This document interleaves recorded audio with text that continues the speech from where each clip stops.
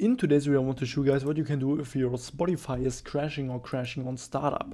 Okay, for the first step, we go into the search bar and here we look for the task manager. So click on this, and here in the task manager we can look for our CPU and memory usage. And if this is really high, we have to lower this because it causes crashes. So what we do is to right click on programs which cost many CPU or memory, and then we can end the task if we don't need them right now.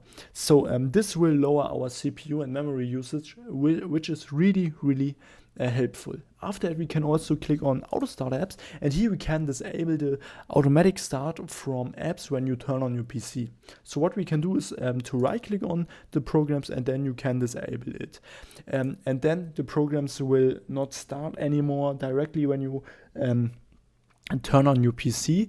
And yeah, sometimes they run in the background, cost much energy, and this is really annoying. So, and after that we can go in the search bar again, and here we look for the device manager. Click on this, and here we can click on where is it, on processors. So click on processors, click on display adapters, and click on disk drives. So right click on it, update driver, search automatically for drivers, and here we have already installed the best driver.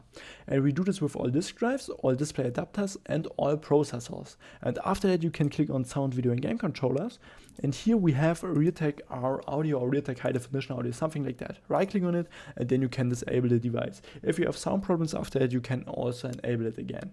If I could help you with the video, then please leave a like and subscribe, it would help me a lot. If not, write down in the comments, we will find the solution, and then see you next time.